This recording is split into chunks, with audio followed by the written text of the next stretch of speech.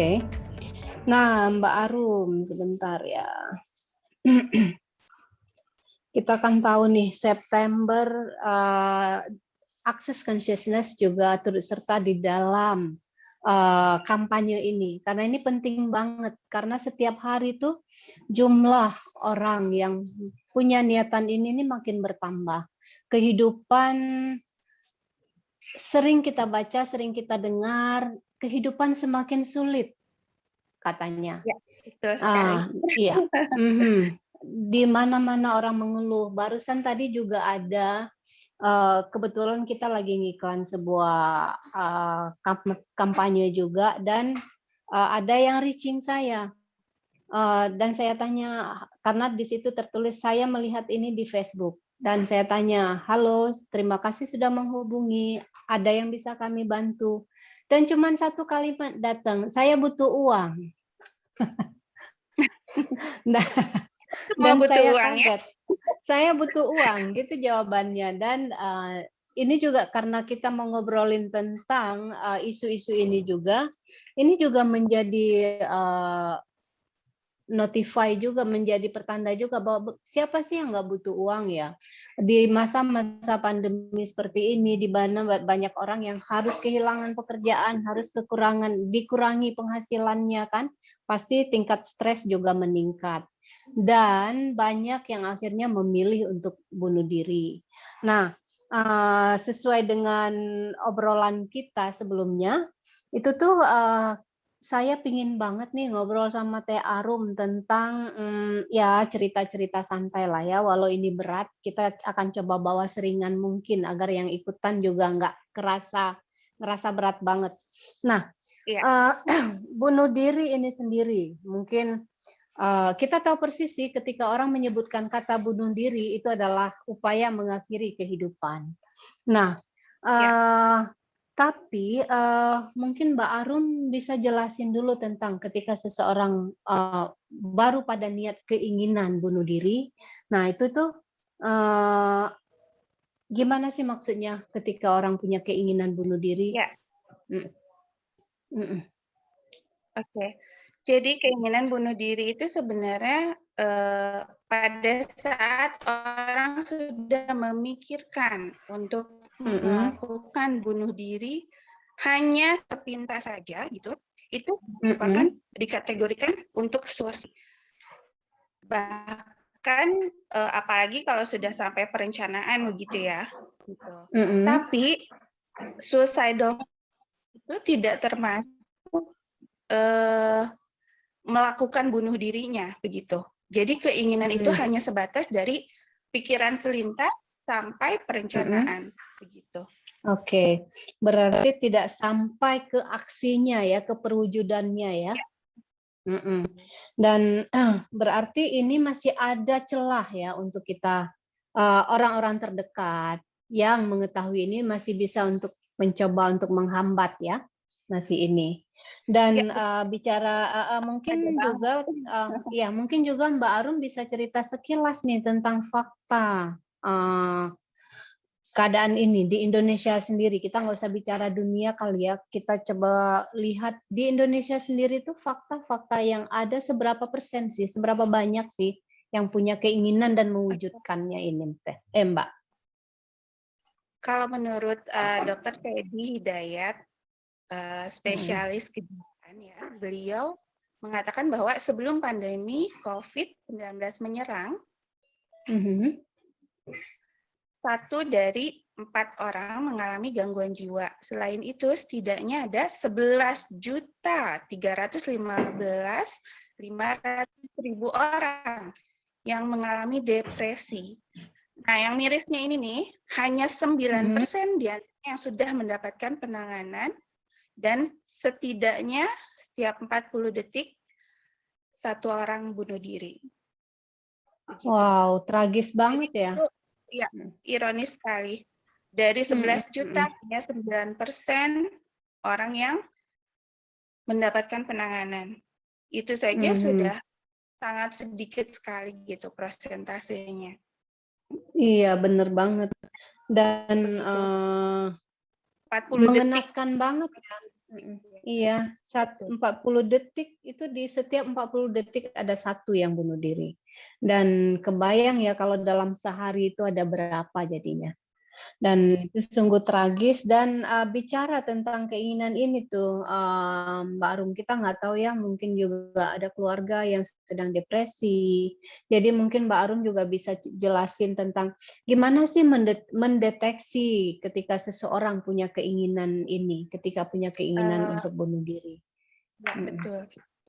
Pada saat orang punya keinginan bunuh diri itu biasanya dia merasa seperti terkungkung gitu ya, terkunci, dia sakit secara emosional, atau misalnya dia menghadapi siksaan, atau dia memiliki penyakit yang sangat berat, mungkin hampir meninggal. Terus terjadi perubahan mood yang sangat drastis. Kadang-kadang dia juga bicara soal balas dendam atau rasa bersalah begitu. Terus mungkin dia ngerasa selalu terganggu, emosinya tinggi, ada perubahan di kepribadian, kebiasaan, terus ada kebiasaan minum obat mungkin, atau mengkonsumsi alkohol berlebihan, itu juga bisa mengakibatkan orang-orang memiliki gejala untuk melakukan bunuh diri gitu.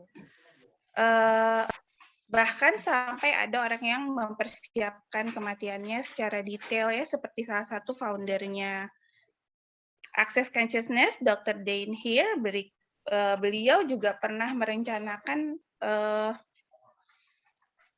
untuk bunuh diri begitu sebelum menemukan akses kan gitu, bahkan sudah menetapkan tanggal. Nah itu salah satu ciri-cirinya gitu, dia sudah mempersiapkan kematian beliau gitu. Ada juga yang sudah mempersiapkan senjata atau racun. Biasanya dia juga mengalami depresi, serangan panik, terus mengisolasi diri sendiri.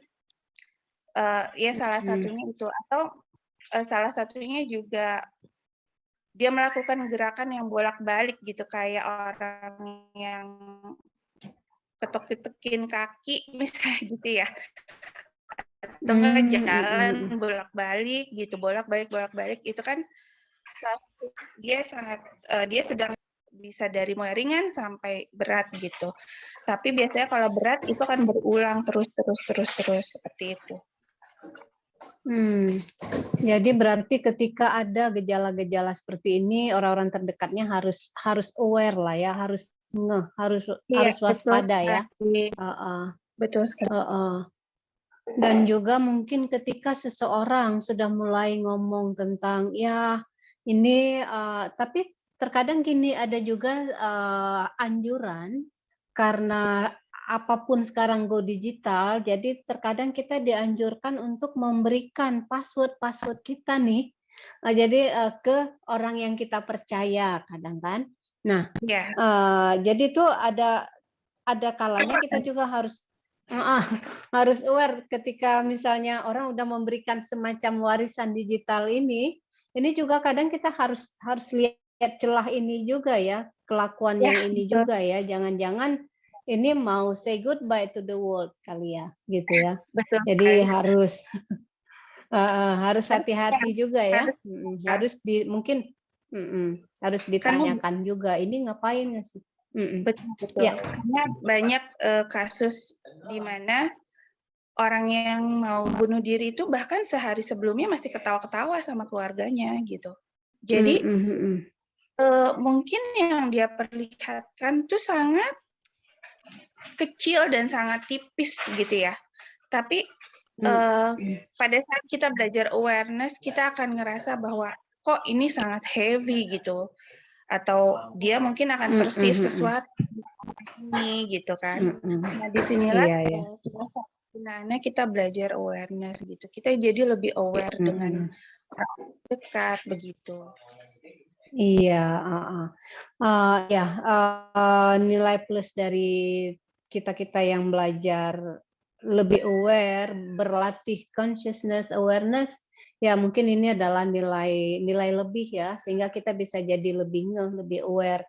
Dan mungkin teman-teman yang belum belajar juga mungkin bisa melatih, mungkin namanya intuisi kali ya, untuk untuk enggak langsung menerima mentah-mentah aksi yang kita tatap, yang kita lihat itu, tapi mungkin bisa menelaah ya, bisa ngerasa-rasain itu gimana, untuk sedikit lebih curiga lah ya, jangan tiba-tiba besok sudah tiada dan kita nyesel.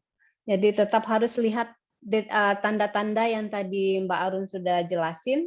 Mungkin itu bisa menjadi salah satu cara untuk mendeteksi. Jadi dengan melihat dari gejala-gejala itu ya. Nah kemudian ini apalagi ya, penyebab nih, bicara tentang bunuh diri. Oh iya, saya juga sempat punya teman yang jadi dia kayak siklus gitu loh, Teh Arum. Jadi setiap tahun dia akan punya keinginan untuk bunuh diri itu. Nanti ada yang dia akan nyetatus bahwa hidupnya begitu sulit, udah lelah dengan kehidupan ini, terus tiba-tiba dia berada di rel kereta api, nggak bilang ingin mengakhiri hidup, tapi statusnya itu sudah full dengan keluhan-keluhan. Nah, ini berulang tiap tahun. Nah, ini juga merupakan ini suatu penyakit atau memang gimana sih kalau yang kayak gini nih, Teh Arum? Biasanya itu kan biasanya timbulnya keputusasaan ya. Orang yang bunuh diri itu banyaknya timbul dari keputusasaan gitu. Keputusasaan itu banyak penyebabnya. Tapi salah satunya dengan tidak menjadi diri sendiri. Begitu. Jadi pada saat kita tidak menjadi diri sendiri, itu adalah hal yang biasanya menyebabkan kita putus asa. Bagaimana caranya supaya kita jadi diri sendiri, kita juga harus aware sama diri sendiri, apa yang kita butuhkan, apa yang badan kita butuhkan, apa yang mental kita butuhkan, begitu. Jadi dengan kita melangkah untuk menjadi diri sendiri, kita sudah tidak peduli lagi ya sama penghakiman orang lain, sama orang, sama pendapat orang, sama dari siapapun lah gitu, termasuk dari kita sendiri. Kita udah tidak menghakimi diri sendiri lagi gitu. Nah, itu salah satunya kenapa orang itu putus asa gitu. Kecuali kalau misalnya ada dari luar ya, misalnya gini, kita mengalami kekerasan. Tapi kan itu juga pilihan. Apakah kita mau continue gitu dengan berada di dalam kekerasan itu atau kita mau keluar? Itu kan semua sebenarnya pilihan. Nah, masalahnya kita tidak dilatih untuk memilih. Kita tidak dilatih untuk bertanya gitu. Apa ini? Apa yang bisa saya lakukan untuk keluar dari ini gitu. Terus apa yang bisa membuat saya bahagia? Pertanyaan-pertanyaan itu tuh nggak pernah kita tanyakan ke diri kita sendiri begitu. Jadi putus asa itu bisa jadi dari dalam diri kita sendiri karena kita nggak mau milih untuk bahagia. Gitu. Memang dari luar banyak masalah, tapi apakah kita sudah melakukan sesuatu, memilih sesuatu untuk keluar dari masalah itu? Itu pertanyaannya. Iya, terkadang masih banyak dari kita, masyarakat kita itu yang justru merasa aneh, kenapa saya harus bertanya? Sering begitu kan, karena mereka nggak tahu bahwa bertanya itu sebenarnya adalah sebuah kekuatan, adalah kunci untuk mendapatkan langkah selanjutnya kan.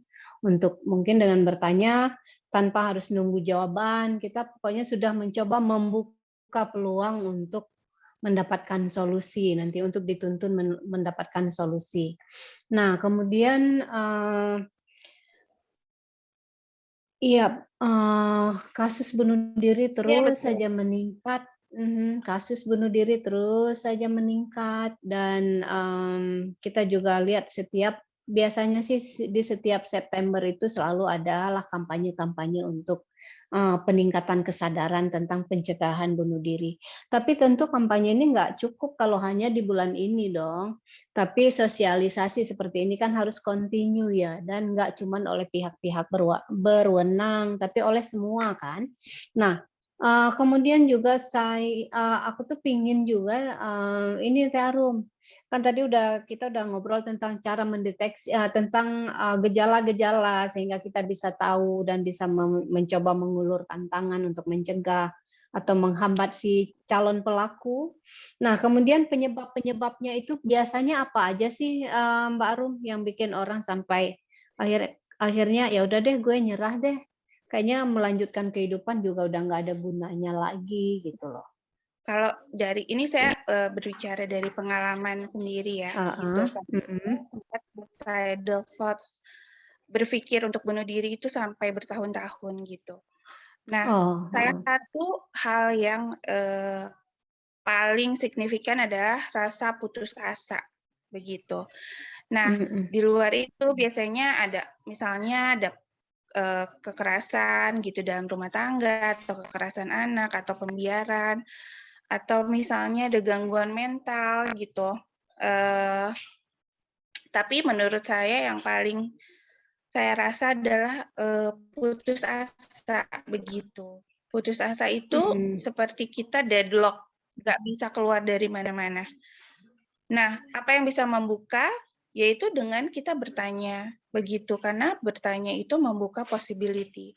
Dan di sini pertanyaannya itu bukan sesuatu yang kita harus dapatkan jawaban saat itu juga ya, gitu. Iya. Tapi dengan mempertanyakannya, kita itu sudah membuka kemungkinan-kemungkinan apa yang ada gitu. Nanti semesta yang akan menjawabnya begitu. Nah, untuk kasus-kasus yang lainnya mungkin bisa juga dari perasaan kesepian, bisa juga dengan penghakiman ya, misalnya untuk kaum-kaum yang LGBTQIA gitu plus, itu pasti banyak penghakiman yang datang ke diri mereka begitu. Nah, pada saat kita dihakimi, jika kita tidak allowance atau mungkin kalau orang Islam bilangnya ikhlas gitu ya. Ikhlas dalam artian sepenuhnya ya, bukan ikhlas nanti Tuhan yang balas gitu ya. Karena kalau Tuhan yang balas kan kita dendam ya Masih namanya. punya bukan harapan ikhlas. ya, masih ada ekspektasi ya. Gitu. Heeh. Jadi pada saat kita allowance, kita ikhlas menerima penghakiman tersebut, itu sudah tidak akan menjadi sesuatu yang berat lagi gitu untuk kita. Jadi salah satu tools yang dipakai di Access itu juga salah satunya adalah all of life comes to me with ease, joy, and glory gitu. Itu kita baca dari pagi 10, malam 10. Kok gitu doang sih, gampang banget gitu ya. Ya memang segampang itu gitu. Tools-toolsnya Access tuh nggak ribet gitu istilahnya ya. Nggak ribet. Pada saat kita jadi di Access kita diajarin gini, apa yang kita pikirkan ya, dalam artian pikirkan tuh intentions-nya kita gitu, itu akan menjadi realita nantinya gitu. Jadi pada saat walaupun sekarang kita belum is joy and glory misalnya gitu, tapi pada saat kita sudah memikirkan hal tersebut bahwa oh hidup ini is, hidup ini joy, hidup ini glory. Glory dalam kalimat ini adalah keberlimpahan ya, ceria dan keberlimpahan begitu. Walaupun hidup kita masih pain, suffering, and glory, masih sakit, masih berdarah-darah, masih menderita gitu. Tapi pada saat kita bisa memikirkan bahwa oh hidup kita ini is joy and glory, kita pikirkan itu selama belasan detik, itu energinya udah mulai kumpul tuh, is joy and glory. Kalau kita sudah melewati dari 26 detik, itu nanti akan termanifestasi begitu. Jadi pada saat kita memikirkan itu dengan waktu yang cukup lama dan rutin gitu istilahnya, itu akan lama-kelamaan akan ada perubahan begitu. Iya, setuju banget, Mbak Arum. Karena sebenarnya apa ya, ada juga it is a saying, ada kayak quote tuh yang bilang gini, apa yang kita pikirkan itu akan menjadi realita kan. Ya, Thought betul. become things, things become reality. Nah, itu benar banget. Jadi ketika kita dalam keseharian kita, aduh gue udah nggak mampu deh hidup kayak gini, hidup sulit banget, nggak punya uang. Nah, itu kan komplain. Dan juga energinya udah jadi we attract what we are ya kan. Ya, Kita betul. kita menarik apa yang vibrasinya kita. Nah, ketika kita bisa mengucapkan all of life comes to us with ease, joy and glory. Jadi ada keyakinan bahwa hidup kita memang is joy and glory, walau pada kenyataannya memang belum, tapi kan kita sedang mencoba mengubah vibrasinya kan, energinya, sehingga benar-benar nanti akan setidaknya akan kerasa is dulu nih, walau belum berkelimpahan, tapi dengan meyakinkan hal itu, is-nya akan datang, kemudian joy, akan muncul rasa joy ya. Nah, glory, we know that ya kan, ngerasa ya, kita bisa ngerasain itu. Jadi setuju banget Ya, sih. Nah, teman-teman yang di sini ataupun yang di Facebook yang mungkin masih belum merasa kok emang semudah itu seperti kata Mbak Arum tadi, emang semudah itu membalikkan fakta. Memang nggak mudah, tapi dengan meyakini bahwa ini bisa lebih mudah dibanding berkeluh kesah, ini akan bisa mengubah setidaknya dimulai dengan mengubah suasana hati loh. Dengan suasana hati kita berubah menjadi lebih baik, ini possibilities akan terbuka kan. Jadi tuh seperti yang Mbak Arum bilang tadi, mungkin teman-teman juga bisa coba mulai untuk masa sih? Nah, daripada meragukan ini, kenapa tidak? Saya nggak akan bilang mencoba. Nanti, ada pertanyaan di Facebook. Apa ya pertanyaannya ya? Tunggu ya, saya nggak connect ke Facebook. tidak ada itu, tidak ada pertanyaan di Facebook katanya. Oh, nggak ada pertanyaan. Oke, nggak ada pertanyaan. Nah, oke, kalau misalnya teman-teman yang nonton atau apa, itu kalau misalnya dalam hati, enak banget, semudah itu emangnya. Lu mah ngomong doang. Iya, waktu sudah mau habis, sudah 18 menit. Oke. Nah, jadi ya seperti itu, dengan mengubah energinya, dengan mengubah kata-kata menjadi yang lebih baik ya, Teh Arum ya. Nah, oke. Ya, betul. Karena kita hanya punya waktu 15 menit dan juga topik yang ingin saya tanyakan juga hampir tercover semua. Saya cuma pingin Mbak Arum kasih tips untuk ketika ada yang menunjukkan gejala-gejala seperti itu, gimana nih cara mencegahnya? Iya, Mbak Arum, cara mencegah. Oke, pertama mencegah, ya. Tanyakan kepada orang yang kita curigai untuk, misalnya nih kayaknya orang nih sepertinya mau bunuh diri misalnya gitu ya. Tanyakan apakah dia memiliki keinginan untuk bunuh diri.